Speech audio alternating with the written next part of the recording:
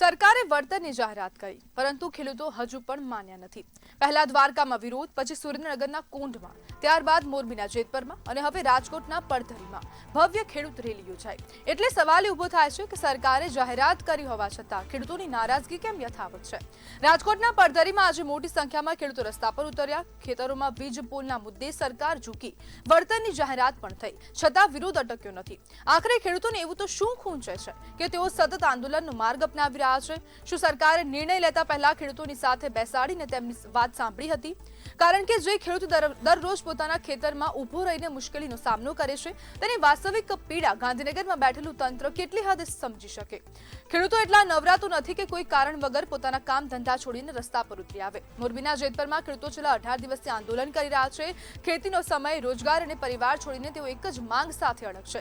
સવાલ એ પણ છે કે જો શરૂઆતમાં જ ખેડૂતો સાથે ચર્ચા કરીને નિર્ણય લેવાયો હોત તો શું આજે આટલી મોટી રેલીઓ અને આંદોલનની જરૂર પડતી? કારણ કે જ્યારે પ્રશ્ન ખેતરનો હોય ત્યારે નિર્ણય માત્ર કચેરીમાં નહીં, ખેતરની માટીની વાસ્તવિકતા સમજીને લેવો પડે। અને જો તંત્ર લોકોના રસ્તા પર ઉતર્યા પછી જાગે તો એ માત્ર વહીવટી વિલંબ નથી, પરંતુ નિર્ણય પ્રક્રિયાની ગંભીર ખામી પણ ગણી શકાય। અને આજ બધી આપણી સાથે ચર્ચા કરવા માટે ખેડૂત આગેવાન રમેશ હાપલિયા જોડાઈ ગયા છે। રમેશભાઈ, ખેડૂતો હજુ પણ નારાજ કેમ છે? રમેશભાઈ, લાગે છે સંપર્ક નથી થઈ શકતો। જેતપર ખેડૂત શક્તિ પ્રદર્શનનું કેન્દ્ર બનશે। આજે મોરબીના જેતપર ખાતે સમગ્ર ગુજરાત ભરના ખેડૂતોને આજે જેતપર આવવા માટે આહવાન કરવામાં આવ્યું છે। ખેડૂત આંદોલન માર્ગ 3 ક્યાંક ને ક્યાંક હવે એક નવું આંદોલન છેડાય તેવી પણ શક્યતા વ્યક્ત કરાઈ રહી છે। કારણ કે રાજ્ય સરકાર દ્વારા હવે નવી વળતર નીતિ જાહેર તો કરી દેવામાં આવી છે, પરંતુ તે ખેડૂતોએ અપનાવી છે કે કેમ તે પણ એક અનેક પ્રશ્નો ઉભા થઈ રહ્યા છે।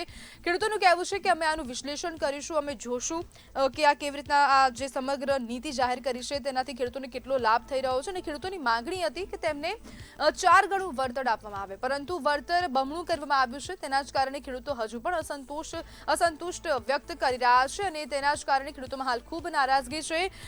દ્વારકા હોય કે પછી દ્વારકાનું જામ ખંભાળિયા હોય કે પછી સુરેન્દ્રનગરનું કોંઢ હોય, ધીરે ધીરે જે પ્રમાણે આ વીજ ટ્રાન્સમીટરની લાઈન આગળ વધી રહી છે, ખેડૂતોના ખેતરોમાં વીજ પોલ, વીજ થાંભલા નાખવામાં આવી રહ્યા છે, તેના કારણે ખેડૂતો ઉગ્ર બની રહ્યા છે। અને તે ઉગ્ર બનતાની સાથે જ હવે આંદોલન તરફ વળી રહ્યા છે, કારણ કે ખેડૂતોનું સ્પષ્ટપણે કહેવું છે કે અમારી વાત સાંભળવામાં આવતી નથી, અમને જે વળતર જોઈએ છે તે વળતર આપવામાં આવતું નથી। જો કે સરકાર તરફથી વળતરની નીતિ જાહેરાત કરી દેવામાં આવી છે। સરકાર ક્યાંક ને ક્યાંક ખેડૂતો આગળ ઝૂકી ગઈ છે, પરંતુ ખેડૂતો ટસના મસ થવા તૈયાર નથી। ખેડૂતોની સ્પષ્ટપણે માંગણી છે કે જે ખેડૂતોના ખેતરમાં અગાઉ થાંભલા નંખાઈ ચૂક્યા છે તે લોકોને પણ લાભ આપવામાં આવે અને સાથે સાથે જે હાલ જે કામગીરી ચાલી રહી છે તે લોકોને પણ લાભ આપવામાં આવે। અને આપણી સાથે ફરીથી રમેશભાઈ જોડાઈ ગયા છે। રમેશભાઈ, ખેડૂતો હજુ પણ નારાજ કેમ છે? જી રમેશભાઈ।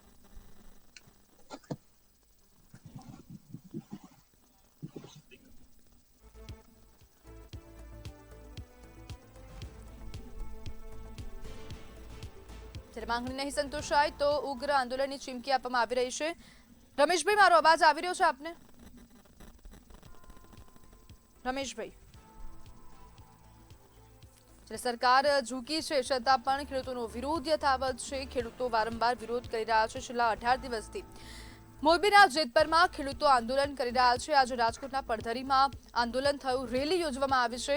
કિસાન સંઘનું કહેવું છે કે અમારી વાત સાંભળવામાં આવે, અમને સાથે રાખીને નિર્ણય કરવામાં આવે। અને ક્યાંક ને ક્યાંક હવે સરકારની નીતિની સામે પણ પ્રશ્નચિહ્ન ઊભો કરી દીધો છે ખેડૂતોએ, અને ખેડૂતો ક્યાંક ને ક્યાંક હવે ઝૂકવા તૈયાર નથી। ખેડૂતો પોતાની લડત ચાલુ રાખવા માટે અગ્રેસર છે।